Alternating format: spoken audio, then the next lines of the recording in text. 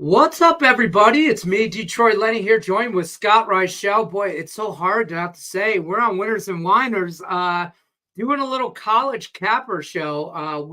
This is new for us. Week 8 here. We're going to just jump right into the thick of things. We're going to talk top 25 breakdown, top 25 games for the week. We're going to try to do this on a weekly basis. Depending on the time, maybe Thursday nights we talked about to kind of coincide with some Thursday night football, maybe a live action NFL bet or something like that. But Scott Reichel, what's going on, my man? How's it been? What's new? How's college football treating you? What's up? College football is going pretty well. Can't complain there. I know I was on your show yesterday. I know that, the under got there in the Western Kentucky game. Unfortunately, Yes, FIU forgot how to play football. A good win there for UTEP. But either way, overall, looking forward to the card. To be honest, couple of very solid matchups. Bama's playing Tennessee. Georgia's playing Texas. So a lot of high-profile games. Looking forward to breaking them down. Yeah, I'll tell you what. There's some good stuff coming up here as I share us out here to the Facebook page and whatnot. Bear with me here, folks. I just came from one show to another. I don't know what the hell I'm doing. We are going to go through some college football. Let me pull up top 25. Start here. What we got here now? First one up, I should say, on this top 25 matchup: Ducks and Purdue. Oregon, number 2 ranked in the country. Purdue is Purdue. I like to call them Purdue, but Ducks minus 28.5, total 59.5. Yeah, I don't have a lot here. I'll be honest with you in this one, and I just don't know. Big number. I don't know how to get on it. I don't know what to do with this game. What are your thoughts on this matchup? Big Ten matchup, too, by the way. Yeah, I don't exactly want to lay it. I don't think I'll ever get used to Oregon and Purdue having a conference game, but that's where we're at right now in today's society. Oregon had the big win. They had a very emotional win, 1-point win because Will Howard slid when time ran out against Ohio State.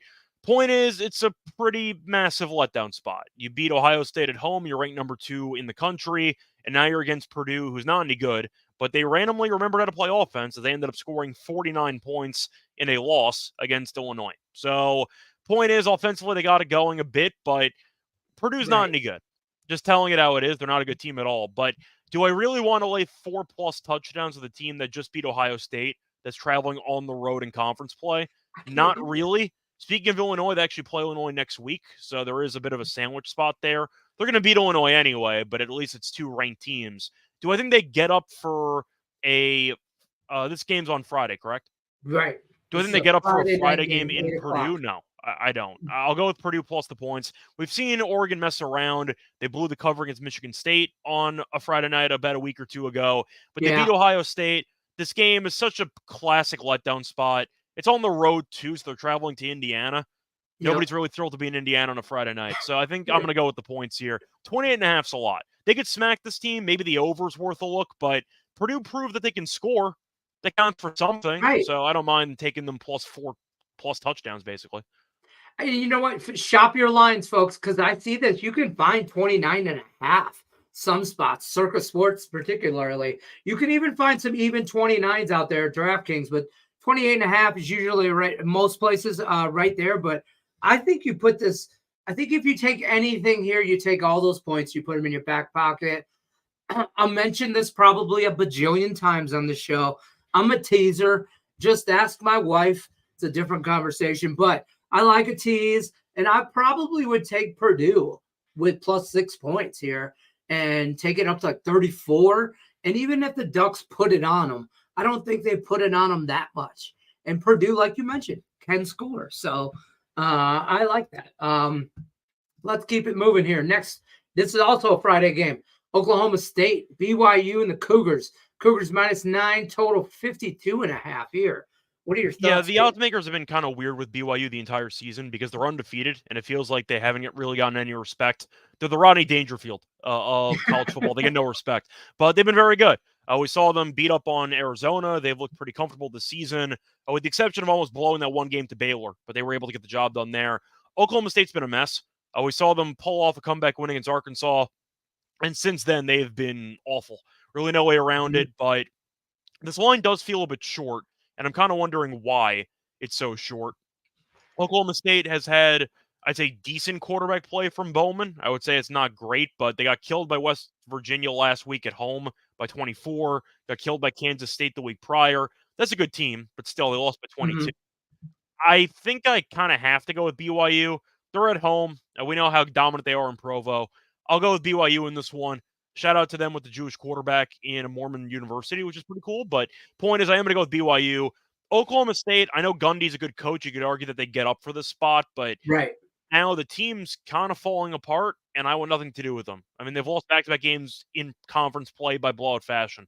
I'll go with BYU minus the 9. I'm on them first half and full game. I think BYU is clicking on all cylinders right now, and I think Oklahoma State is falling apart. And I think it's just at home. I got the first half at I think 5.5. I took that, and I did get full game earlier in the week at 8.5. Full disclosure, but I am I like it up to. I think they win by double digits. So I really like BYU. This is one of the few on this card that I really like. I mean, I'm trying to think of Oklahoma State last year. They were 9-4. They went to a bowl game. They beat A&M. They had expectations. I mean, Ollie Gordon decided to come back for no reason, and he's had a really bad year. But I just wonder, when you're looking at the overall roster and how successful they've been in previous years, they're 3-3. Like, there's no way that morale is at a pretty even decent point at this spot in the season. They might have rolled over. We'll see what happens. But BYU is cooking right now. They are hitting on all cylinders for sure. Now, this matchup here, this Saturday game, just whatever. Big Ten matchup. Michigan minus 3.5. Illinois hosting Michigan. Over under 44.5. I'm just going to be flat out honest. I don't want nothing to do with this one for just a multitude of reasons. Not just I am a Michigan State fan. Can't stand Michigan, but Illinois is one of those teams. It's just it's one of like 3 schools in college football that I absolutely cannot get right on. I don't care what side, for whatever reason, I just can't.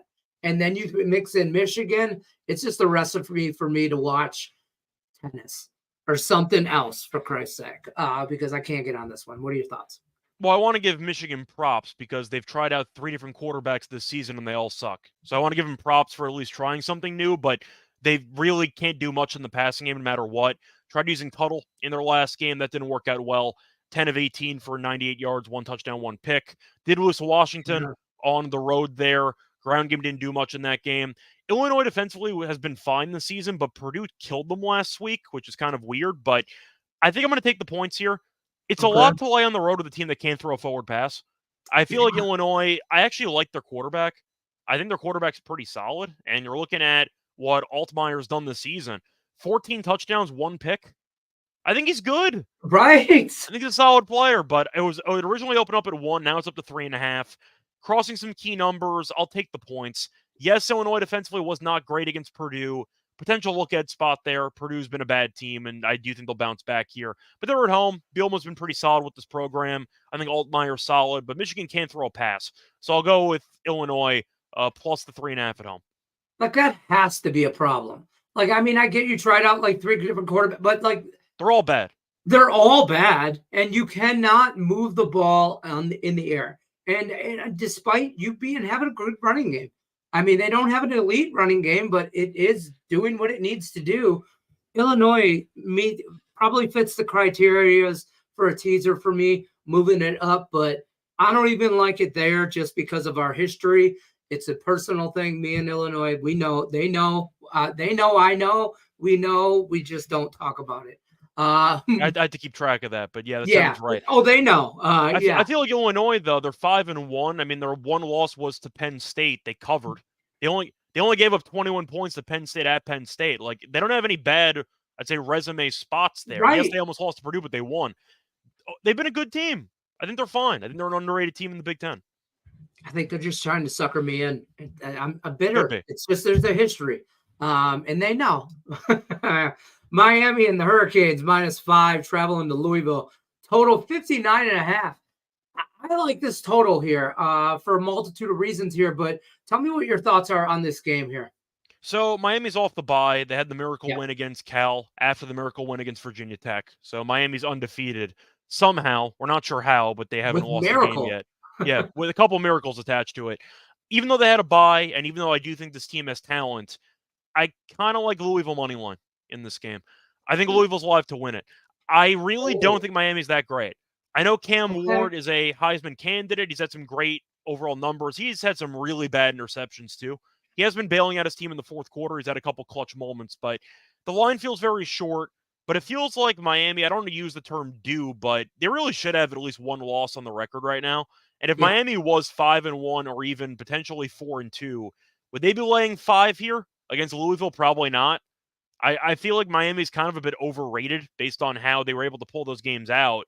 They haven't impressed me that much for the last Okay. couple weeks. Louisville did lose at home to SMU, which is not ideal. Came back and they beat Virginia on the road, but they lost to SMU, a ranked team at home. They lost to Notre Dame, who's also a ranked team on the road by 7. They've been competitive. I think this team's good, though. I think Louisville's kind of underrated now, but the line feels very short, and it feels like they're kind of daring to take Miami. I think it might be a bit trappy. I'm not going to take it. I'll go with Louisville plus the points.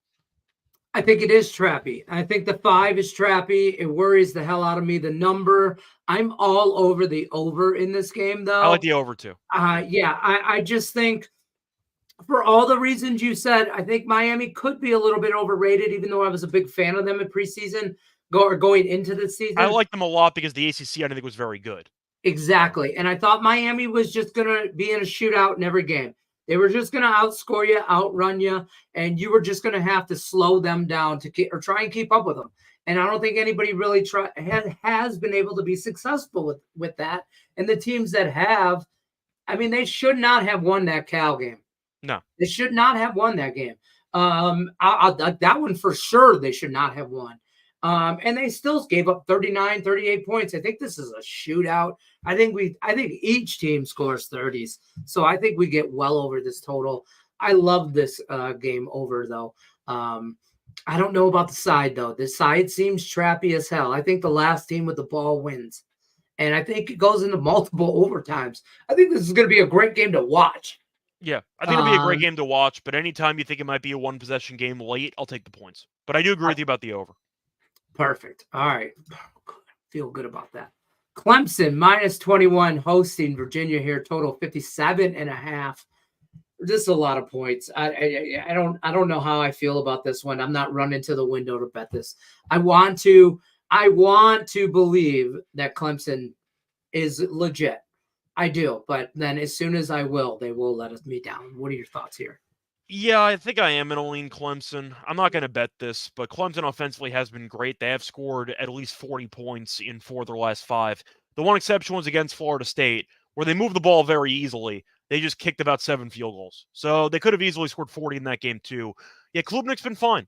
I feel like we saw them get killed by Georgia in the first game of the season. Since then, they've been kind of coasting. Virginia's been fine. I mentioned a second ago they lost to Louisville last week. Close game there at home. But Clemson at home has been really, really good. Right. I think it's a good spot for Clemson. Now, once again, they might play with their food. They might get bored. I think Clemson's up by probably 14 plus at half, so I don't mind a first half spread there. But Clemson's been good offensively. Defensively, they got talent as well. I just think Virginia's going to struggle to actually finish off drives in this game, and they might come back to bite them. So give me Clemson winning this game by, I think, like 24. It's going to be close to the spread, though. Yeah. It's going to be a sweat, but I'll go with Clemson to cover.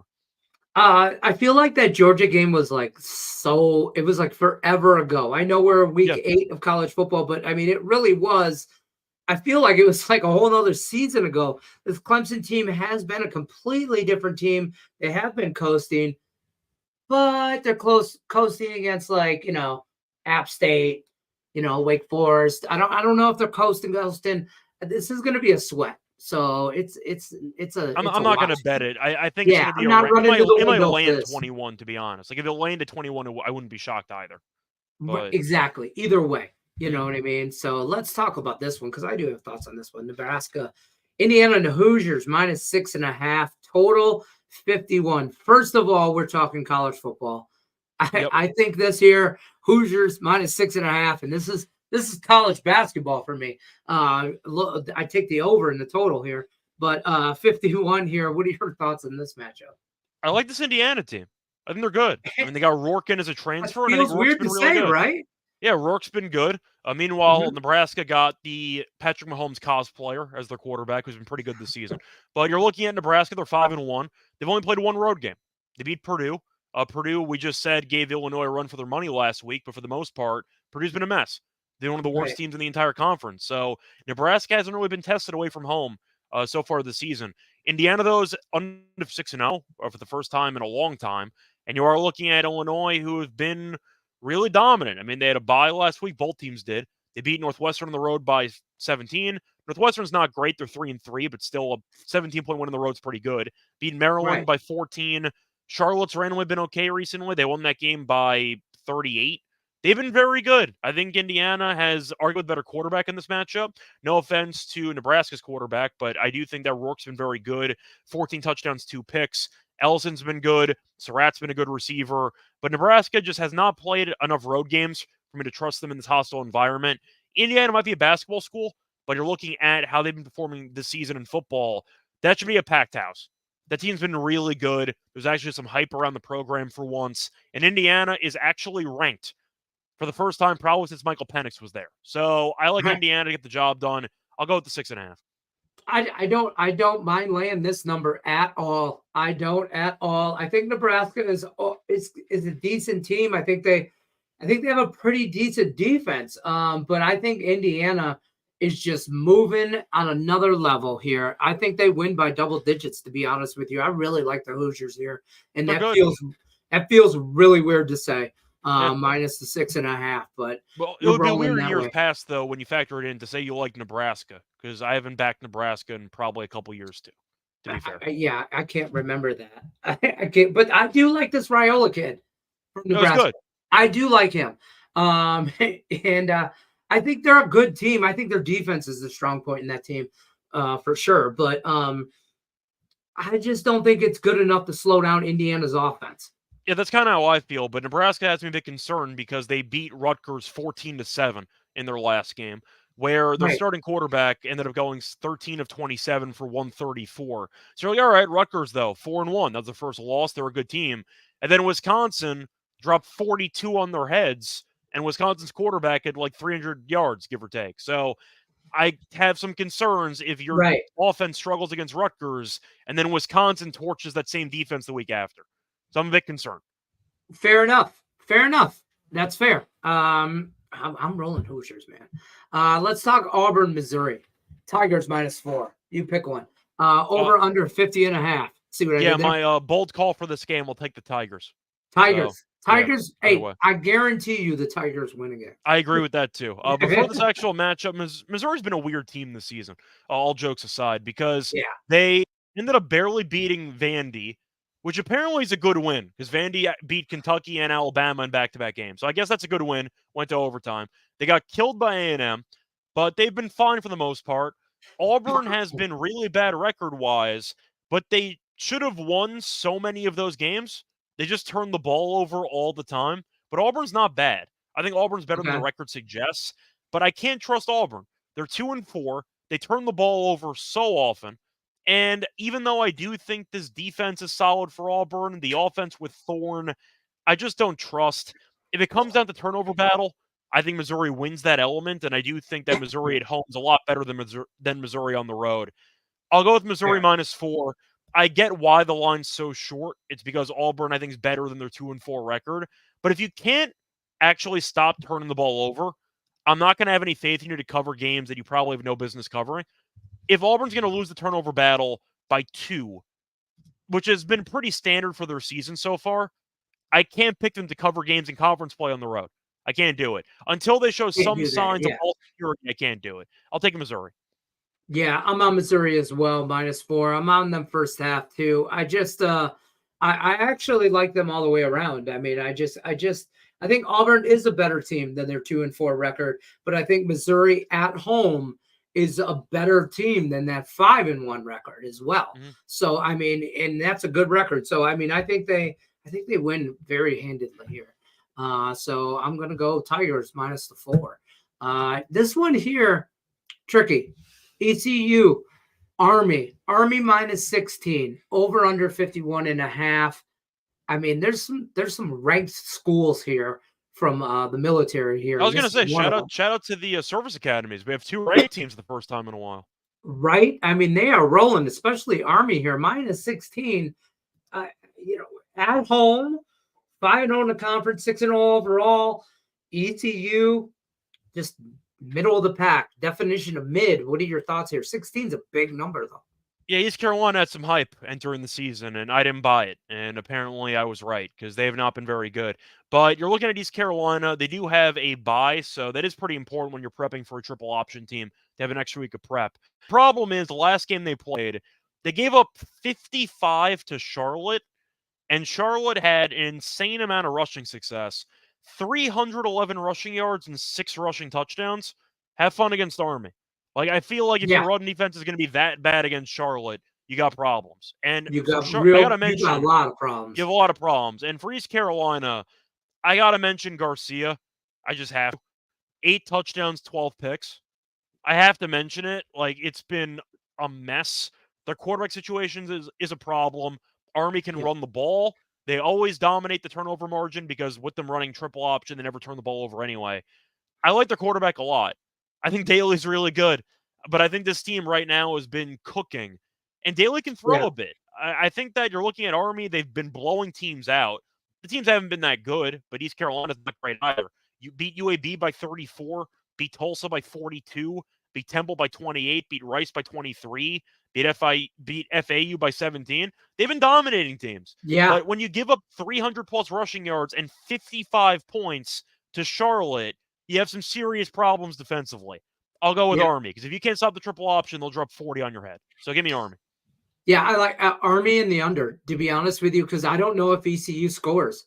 I don't know if they score much. Let's put it this way. I don't think they get to 10. And I don't know if Army gets to like 40. So I like the under here as well. I think Army just puts it on them. I think they get out early and often, and they just kind of slow, especially at home. So Army minus the 16 I think it's very similar to the FAU game, 24-7, something like that. I think but it's more like maybe like a 30, 31-7 or something like that. If ECU scores, it's backdoor touchdown. They got problems. They can't move the ball speaking of Michigan, ECU if that guy can throw the ball, he just ain't throwing to the right team. Correct. So, I gotta wonder if he's colorblind because the wrong color jersey is catching a lot of passes that he's throwing. A lot, yeah. 12 to be exact. But the point is, they even tried a different quarterback last week, or I should say the last game against Charlotte. They brought in who was a casual 11 of 28. So once again, not many great options at the quarterback position. But I'm going to stay away from the under.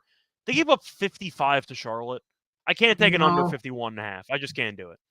That's fair. I think it's a sweat. I think the total's a sweat.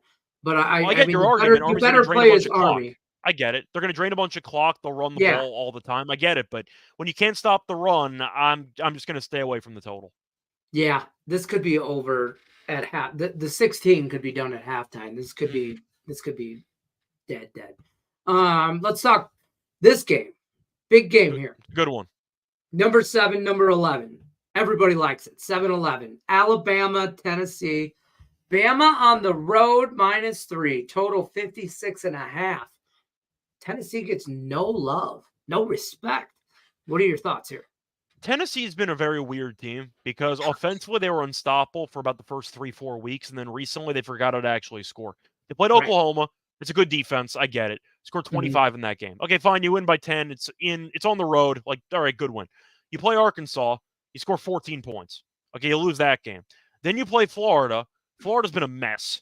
Mertz gets injured mid-game. We know Mertz is not very good, but still you lose a starting quarterback mid-game, not ideal. Either way, right. You're at home after, once again, losing to Arkansas the week prior. So it's a great get-up spot. And you win by 6 in overtime against Florida? Like, I don't know what happened to Tennessee. Now, Bama defensively has not been good. Give up 40 to Vandy. Apparently, Vandy's pretty good. They ended up beating South Carolina by 2. That game was a mess, but it was mostly some turnover stuff, and you had some onside kick shenanigans late, and it got very weird. But I understand why Bama's favored, because at least Bama, I know, can score. The issue is you're looking at Tennessee's offense. I like Sampson. He's a great running back. 15 touchdowns already, which is very impressive. But they brought in a very solid quarterback in Nico Imoliva. And you figured, all right, he's supposed to be a potential Heisman candidate. He's going to help this offense. He's been pretty average. He's got Yeah. 7 touchdowns, 3 picks. I mean, he's completing about 65% of his passes, so he's been fine, but you kind of were hoping for more. And the last couple games, even against Kent State, 10 of 16, 13 of 21 against Oklahoma, 17 of 29 against Arkansas, 16 of 26 against Florida. I just have not been that impressed. I think Nico's going to be better, so I'll go with Bama in this one. I don't feel great about it. I actually might like a contrarian play, kind of like the under in this game. I don't trust Tennessee's offense recently, but I like their defensive line. I think they can actually pressure Bama a bit. Dangerous, though, because Bama's been an over team. I am aware of it. But I think I am going to go with the Crimson Tide here. We'll go Roll Tide in this one. I'll tell you what, I think this number is right. I think agree. this number is right. And that's what scares me. So I don't see a whole lot of value either way. I think this is a 3-point game. I think if Tennessee can remember who they were, before, I mean, maybe they're just not that good. Maybe they just were hyped in the beginning of the season and we just thought they were just this good and now they come down to earth. But if they get hyped for this game and make it a game, this could be a spot. But I do agree with the under kind of. I do think it's a grind it kind of dog fight. I would have loved the over if this game was 3 weeks ago. But Tennessee just forgot how to score. I just can't do it. Yeah. So, I mean, I could see honestly, I could see it. I know this sounds so square, but I see a 24-21 game. I just see that kind of game. And, or something like that, or 27-20, something like that. Maybe Bama covers that way or something. But, I don't think this is going to, on paper, this screams this is going to be a great game. I think this is going to be a horrible game. I think on paper it screams over, but I feel like I'm just not going to buy into it because Tennessee offensively, once again, they scored 17 at home in regulation against Florida. What, really? Right? Now I'm supposed to believe you can do more? Yeah, I just don't buy it. I think it's going to be I'm not buying that. Yeah, so that's fair. I mean, you mentioned you think Bama wins by 3. That doesn't mean you think Bama wins the game. I do think Bama wins the game. So that's kind of where I'm at. That's why I'll lay it. I don't know. I don't know if they score 40 on them, though. I don't see it, because then if that's the case, I definitely don't see Tennessee keeping up that pace. I do not see Tennessee keeping up that pace with Alabama. So they're going to have to slow them down. And if Tennessee can slow them down to their pace on offense, which doesn't seem to be very much, this plays more to the under, which is what I'm thinking this kind of a game is. But I think at the end of the day, Alabama wins. I just kind of everything screams over, and I'm not buying into that. I'm not running to the window and bet the under either. Tennessee gets a lot of praise for the offense. They have allowed less than 20 points in every game this season. They've been really good defensively. I didn't think Heupel would actually get a good defense in place, but Bama offensive line has not been great recently. Saw South Carolina kind of cause some problems. I think Tennessee can cause some problems too. So once again, I like the under. Fair enough. Let's keep this party going. Notre Dame, Irish minus 11.5 on the road in Georgia Tech. Over under 49.5. God bless it. I can't stand this Notre Dame team. What are your thoughts on this matchup? Yeah, I think I am going to go Notre Dame. Georgia Tech's a team that I'm looking at their wins, trying to find like the high profile ones because they're 5-2. The thing is, I don't know who they've beaten. They beat Florida State, which we thought was a good win at the time. Turns out it was a horrible win because Florida State's 1-5. Beat Georgia State, congrats, I guess. Lost to Syracuse. You beat VMI, okay, sure, FCS school. You had a step-up game against Louisville. You lost by 12. Beat Duke. I mean, Duke's been, they're 5-1, so that's a pretty good They're not win, a pushover, but yeah. And then you ended up beating North Carolina by 7 because the running back broke away on the final drive. You were basically headed to overtime, and you ended up breaking one. And North Carolina's been just a catastrophe for the last couple weeks. So you haven't really beaten anybody, just being honest. I do think Georgia Tech's been playing well this season, but Notre Dame's definitely the best opponent they are going to play so far this season. I think Notre Dame wins. I think Notre Dame's the better team. I do think that it makes sense the line's going up. Notre Dame's been looking solid. Beat Louisville, beat Stanford by 42. I mean, Stanford might not be that great, but 42 is 42. Right. I They did beat A&M. I know A&M turned out to be a better team than we thought after week 1. But I do think that Notre Dame is the better team. Georgia Tech really hasn't beaten anybody worth a damn, as far as I'm concerned. Fair. That's kind of enough for me. I'll go with Notre Dame. It won't be easy, but give me Notre Dame by like 14. Yeah, I was going to say this is a sweat. This is a sweat bet. I'm not running to the window for this for sure. But Notre Dame here, I think, wins. This spread's close. I mean, I'd hate for Georgia Tech to backdoor something. You say by 14. I could see a 10-point win. I think this is a close number. I'm not taking Georgia Tech plus the points.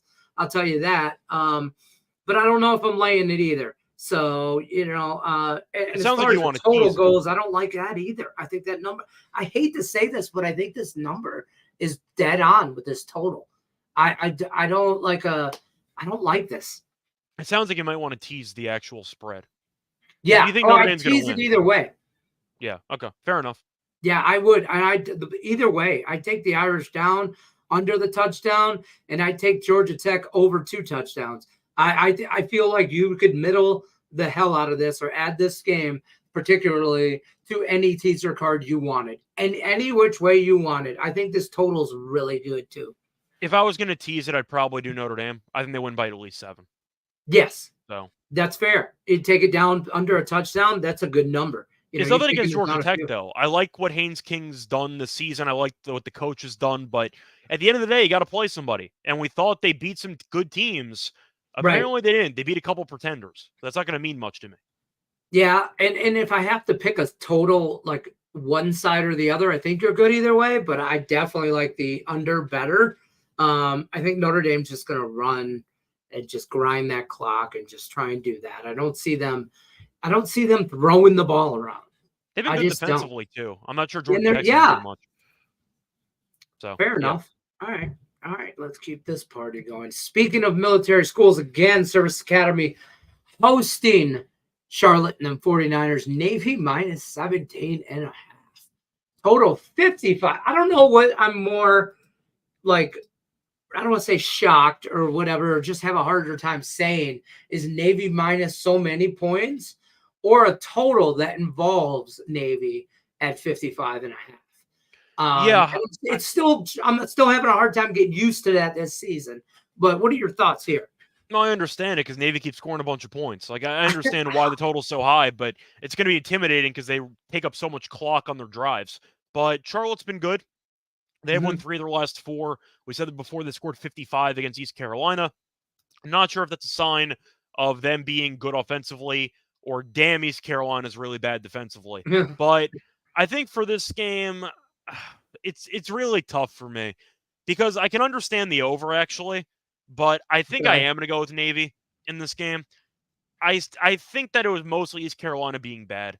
They had 6 rushing touchdowns. That's not happening against Navy.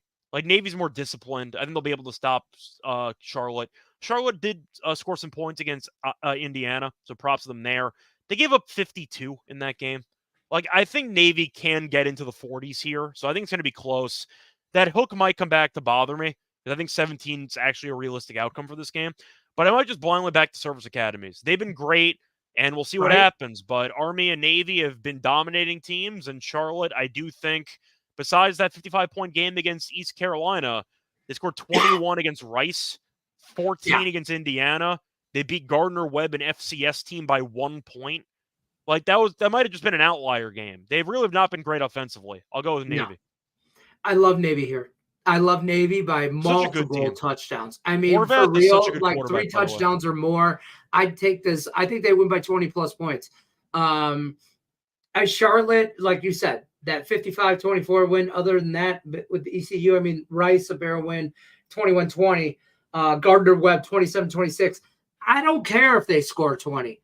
I think Navy puts 50 on them. I really do. 50 might be a bit much. I'll give them 40. I think they drop 40 on them. Oh, so. I see them getting. Okay. I'll get 40. I'll probably exaggerate 50, maybe, but I like them a lot. Let's put it that way. And I see them covering this number, though. I see them covering this number all day, and that kind of leads me to the over. Also, That's kind of where I'm at. But yeah, I but think Horvath is so good, by the way. He's a hell of a Navy quarterback. They haven't had a oh, great Navy quarterback in years. He's very, very good. absolutely. And here's the thing, though. I don't know how much does Charlotte score. You know what I mean? How Yeah. much do they really score? I mean, Navy's 6 giving rushing up. touchdowns? Yeah, 6? Like, I can't imagine it's got to be a fluke. Compared to the other games, and they scored 27 against Gardner-Webb. I right. think that says more about East Carolina's defense than it does about Charlotte's offense, for me. Fair enough. Fair enough. I think we both like Navy here. That's a great spot. And if you're, again, adding to a teaser, you can take Navy down under 2 touchdowns. Feel free. Because they're That's so just consistent. You know exactly what you're going to get every game, and you know that they're a and you disciplined team. still can't stop it. No, you can't stop it. They're not going to change it. I feel like one thing that college teams do, not just college teams, but also NFL, they go away from what works for no Yeah. reason. Like, just run the play until they stop you.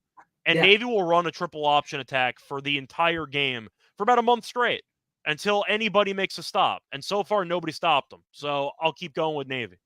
I'll tell you what, they're ranked 25th, and they are deservedly so. They should arguably be higher, to be honest. Yeah, I think by the end, now they're starting to learn like style points in college football, and that matters. And scoring this many points and putting it on them, winning this game 45-7, something like that. You know what I mean? 52 to 10. I really want that Navy Army undefeated battle. Oh my God! I really want it. Come on, that's gonna be. That's good. That's made for TV. Like that's an after school special waiting to happen. That's ratings for sure. Let's keep this party going. Texas A&M, the Aggies -17, Mississippi State over under 55.5. A lot of 55.5 totals, as I noticed as I ran through all these. What are your thoughts here in this one? I got absolutely nothing. I think I like the over in this game if I had to go for actual totals, because Mississippi State offensively, they kind of switch quarterbacks, and Shapen's been good so far this season. Shapen has 8 touchdowns, 1 pick. He's been solid. We saw them look good against Georgia last week. Georgia's been a mess, but they scored 31 points. They scored. That counts for something. I think A&M can score too. They've kind of been rotating quarterbacks, but either way, I do think that A&M offensively is pretty solid. The issue is defensively, they've been good. Like, I'm aware of it, but Mississippi State gave up 41 to Georgia, 35 to Texas, 45 to Florida, 41 at home to Toledo. The team defensively has been really bad. A&M could lay it on them, or Mississippi State hangs in there. I'd probably lean to the points. It's a lot of points to lay on the road in conference play, but I do think Mississippi State can score. So give me the cowbell. I'll go with the over, 55.5. Good luck to you. I just, good luck to you. And you make a great point. I'll probably get on the over. I could see that, but on a sidewise, I don't know if Texas A&M is going to put it on them like that. I think Mississippi State could and has the potential to get up for this, or at least put points on the board. How much Texas A&M continuously scores, Mississippi State's defense is horrible. Yeah, that's why I'm leaning over, though. A couple ways to get there. Over. Fair enough. Let's talk LSU and Arkansas, because this game, Tigers -2, total 55.5. Arkansas, do like 4-2, 2-1, scrappy team.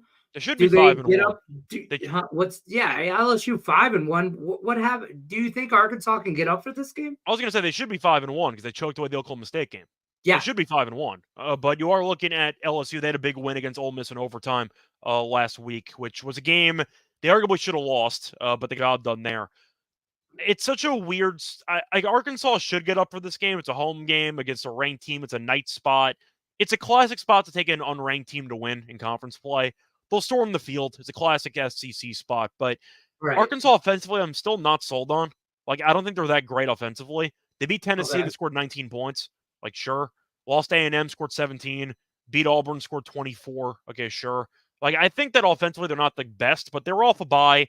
LSU had an emotional win. Beat Ole Miss at home.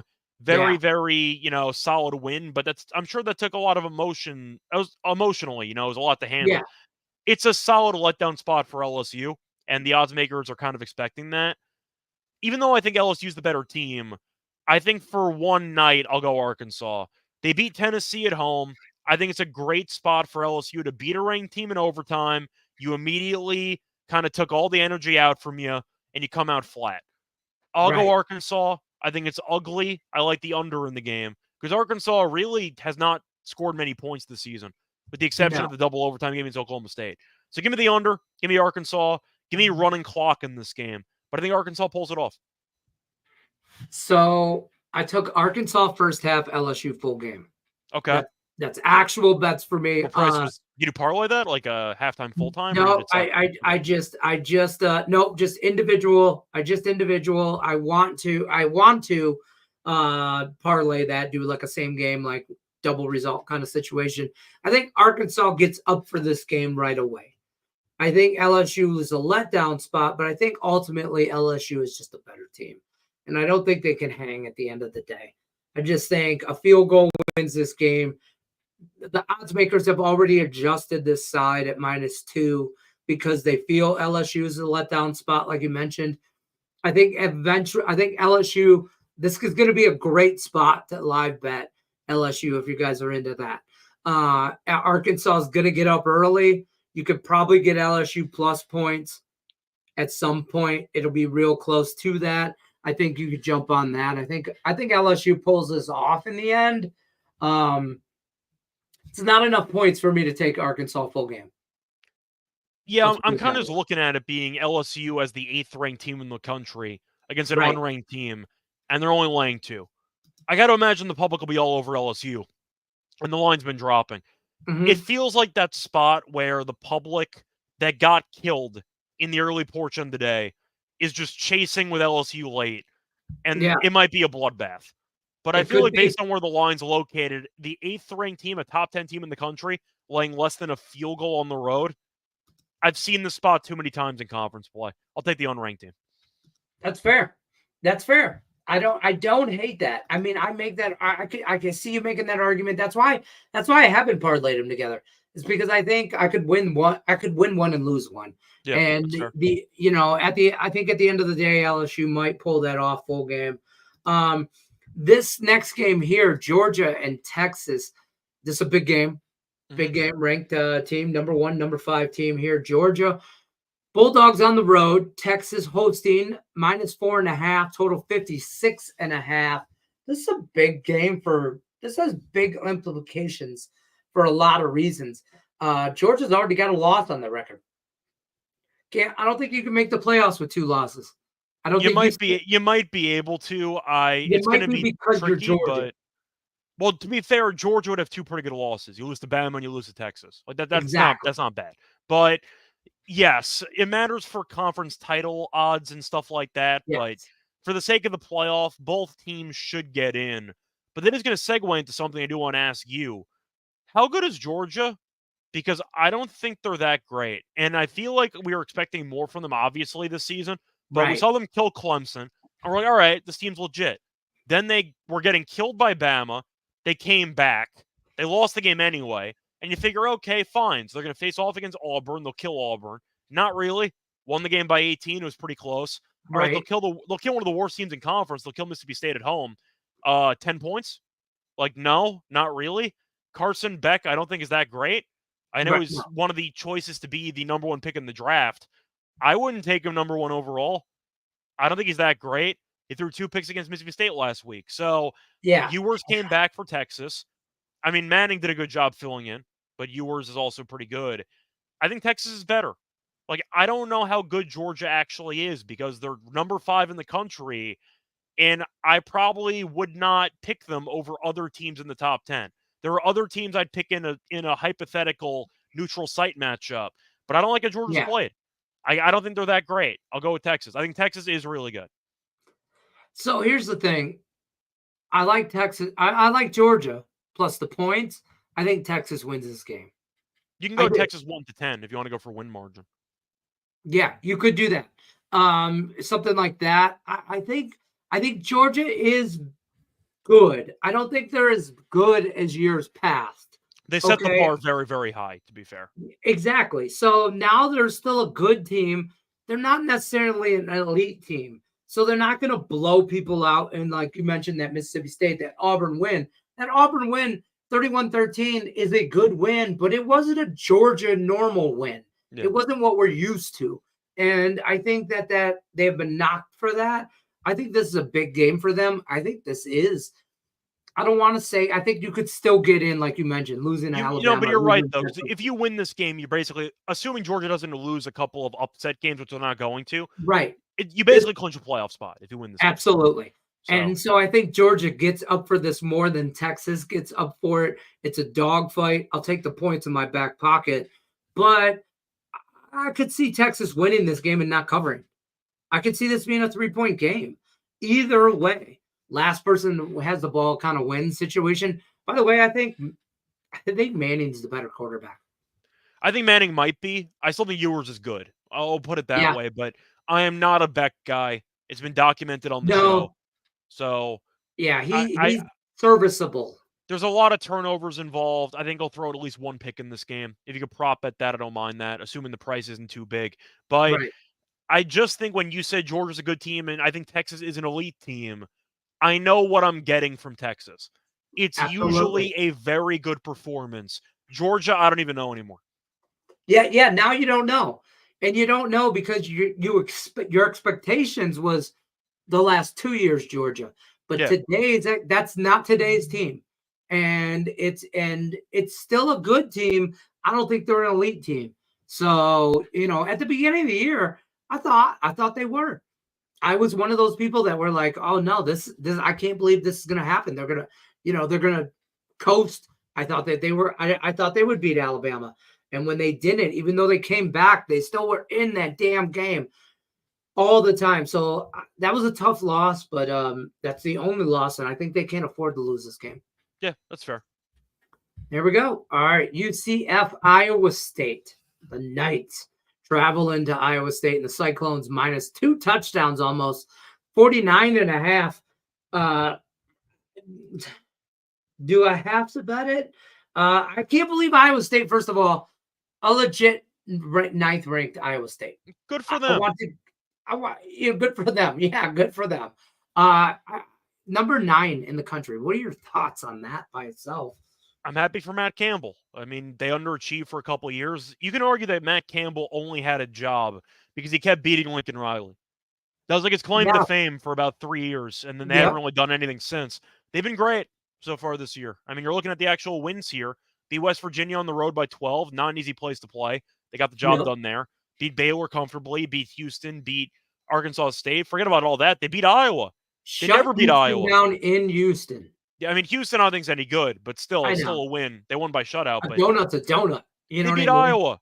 They never beat Iowa. Like, that's a good win for them. I know Iowa's not as good as they have been in previous years, but that's been their boogeyman.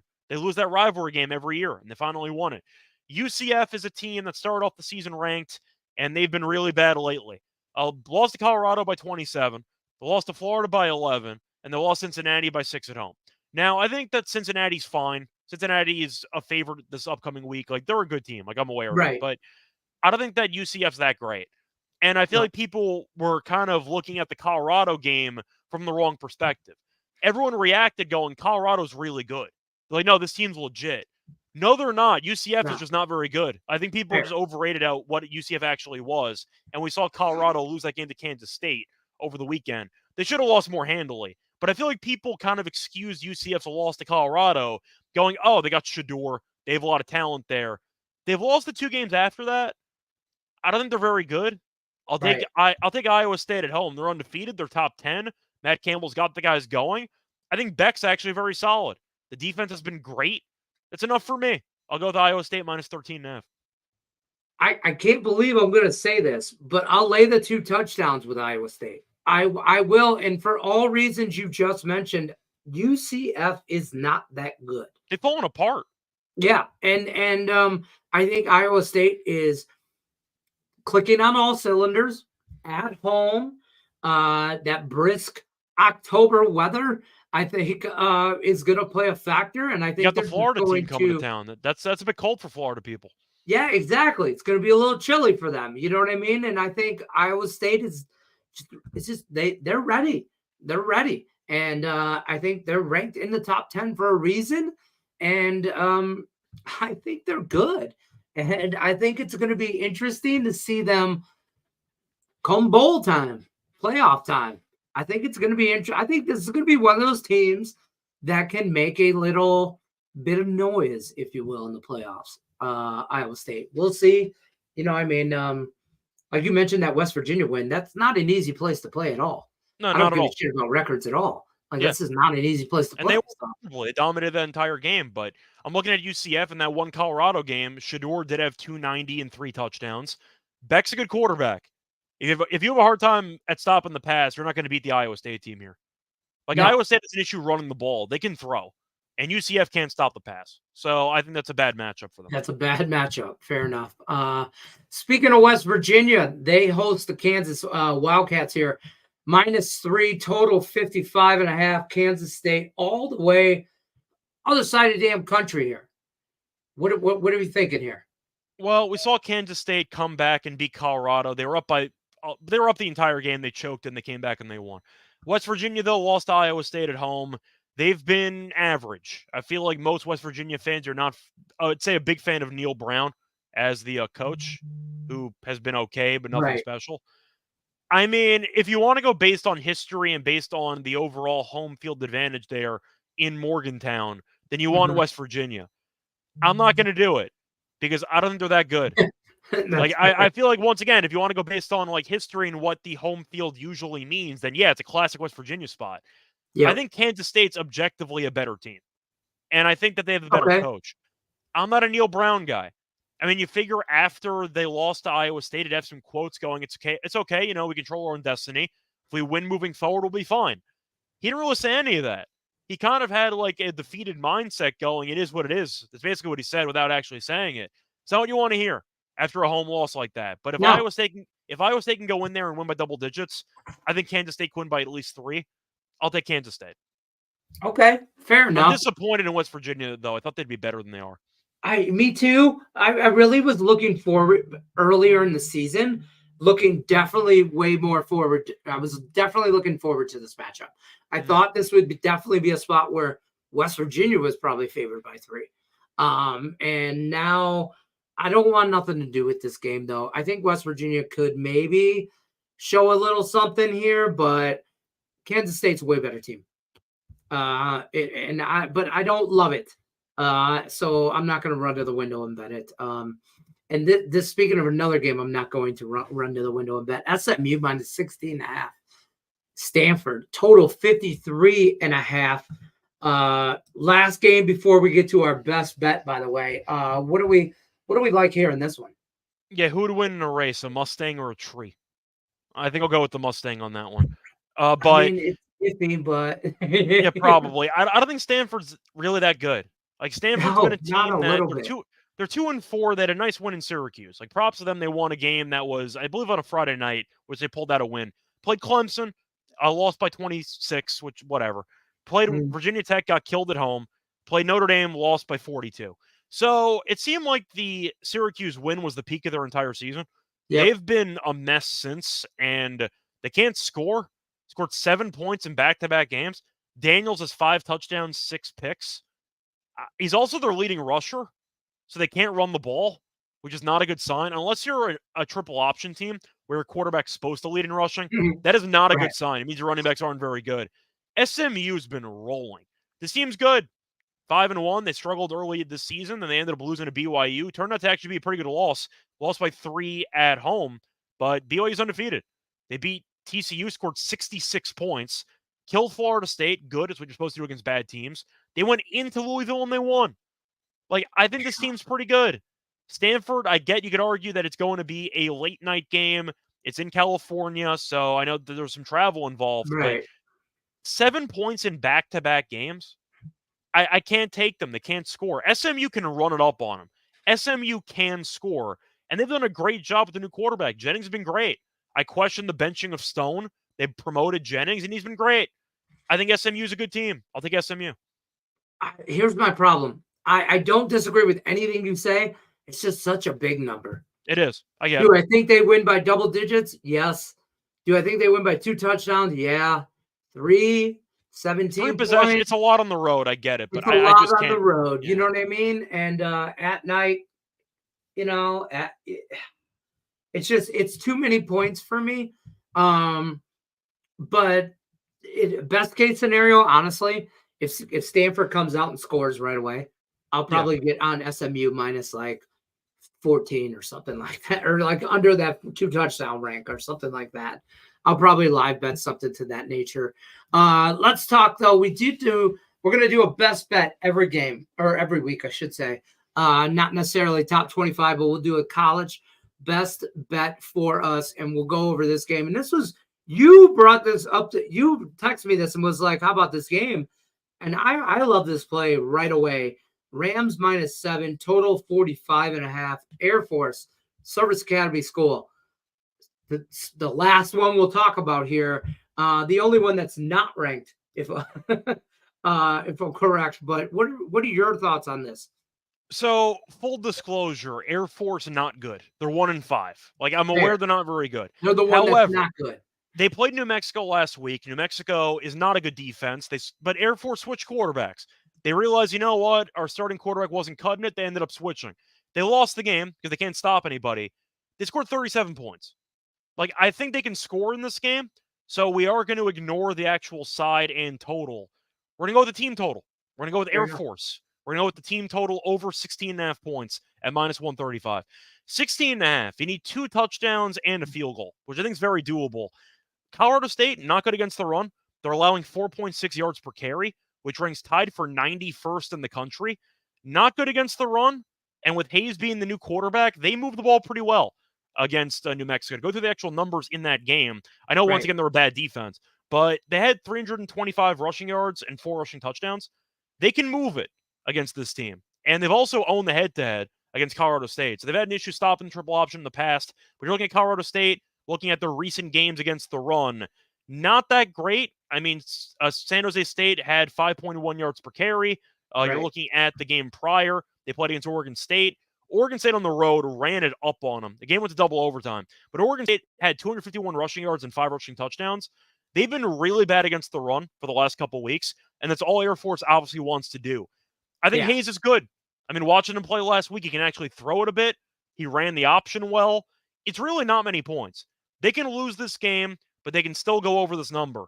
17 against a bad run defense for a triple option team feels very low to me.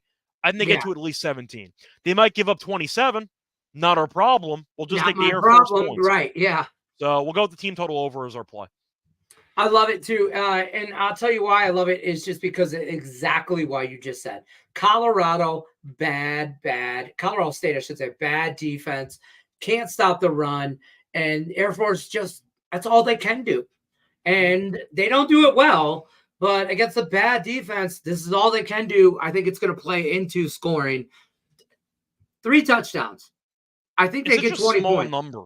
It's so small of a number. They're going to get close enough, get a field goal. Maybe they probably get maybe 3, maybe a couple field goals here. Even if they get run out. 2 touchdowns.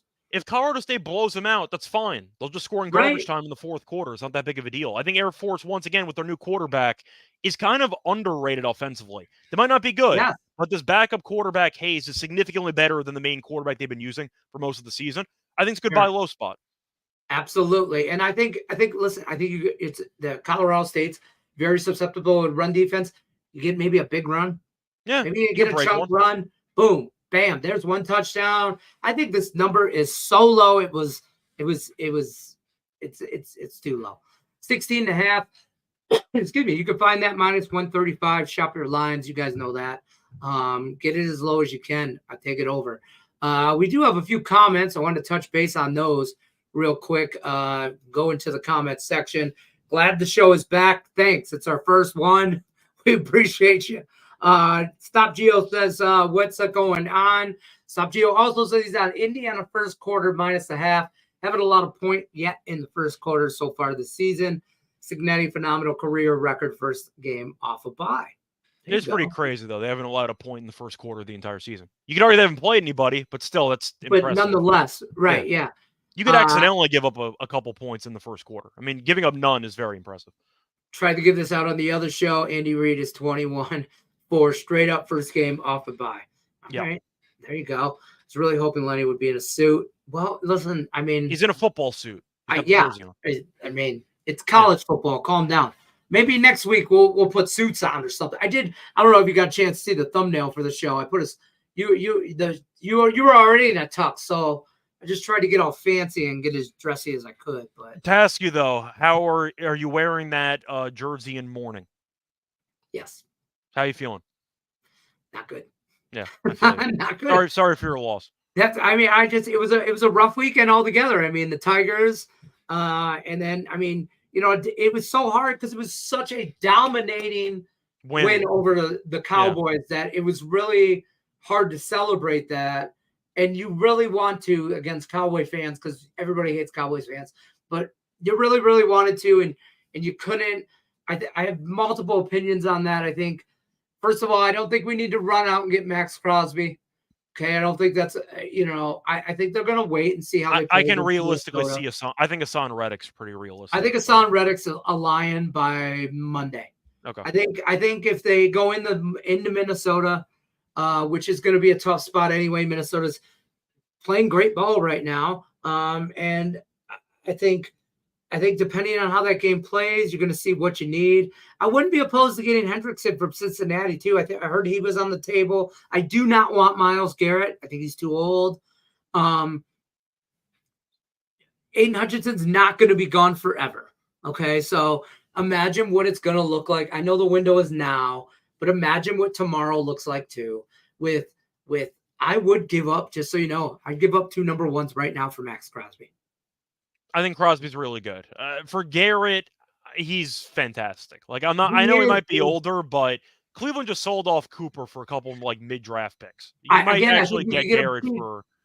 I mean, I think Garrett's worth probably 2 first-round picks, but some teams just want to blow it up. Yeah. So you never know. And I think either one of those. I think Crosby. I think Myles Garrett. I think Reddick's the most realistic. Guys. Reddick's the most realistic because he hasn't played for the Jets yet. They just want to get rid of him at this point. They just want, yeah. So I think he's the best price we can get, though. So yes, still kind of a little bit more. Would love your thoughts on TCU to Utah game. Line is now at 3.5. Started at -7, but now Rising ruled out for the season. I got nothing. I think they're better off without Rising. I feel like when you're watching the game against Arizona State, I like Rising when healthy. He might come back for an 8th season, by the way. Bro, can you just get a job, please? It's your 8th year in college. Come on. What are you, Van Wilder? You got to move on. What are you, Van Wilder? You're Tommy Boy? Come on. You got to move on into the real world. Point is, though, he couldn't throw the ball. He's like the real-life Tommy Boy. Yeah, you're watching him, though, in that Arizona State game. He couldn't throw. I thought they were better off without him, for at least comparing his current health to what Wilson is. I'm not saying Wilson's good, Zach Wilson's brother, but you're watching that game. He could not throw the ball. And you saw Utah that they were going to lose because their quarterback couldn't actually do anything. I think Utah's undervalued. They're great at home. TCU, we saw lose to Houston pretty handily, actually. Right. I like Hoover a lot. I think Hoover's a good quarterback. 3.5's too cheap. Utah is still really, really good in this building. I think 3.5's too low. I think it's an overreaction because they're pricing Rising like he was at full strength. Rising in that Arizona State game was a shell of his former self. And I think it's an upgrade at quarterback because Rising at that level of health was at 40%. I think Wilson's better than that. I'll put it that way. I think Utah at home's really good. I'll go Utah. Fair enough. Fair enough. That's a good breakdown, actually. I got nothing on it. I didn't want nothing on it. I just don't want to run to the window here, anything like that. Steve says it's seen okay. Yes, he is. Taking a little break from some video stuff, but still handicapping over at the site. So check out his premium plays, winnersandwhiners.com over there. Just taking a little break from some video stuff. So we're going to do the College Capper Show here Thursdays moving forward every week. What time did we agree on again? We said 7 initially, but it's a work in progress. It's a work in progress. Look for us Thursdays nights, probably during some NFL stuff, probably around 7 o'clock Eastern. We'll break down top 25. Any final thoughts, Scott? No, once again, should be a pretty fun overall card. A couple of top 10 matchups, which definitely going to be have people's attention. Should be fun, though. Once again, you got a couple of football games tonight, whether it involves college or the NFL. So a lot of overall action going on. Yeah, just be responsible with it because you got NHL, you got baseball, you have basketball coming up next week. Basketball a week away. So get excited. A lot of sports coming up. Yep, absolutely. We'll see you guys on the next one. Don't forget, like, share, subscribe. And as always, drop in your comments what games you're on this weekend, what you like. Drop in the comment section. We read them, want to know about it. So whatever you're into, whether you watch the show later or now, drop what you're into. And we'll see you guys next one. Good luck unless you're against me. You guys know how I roll. Take care, folks.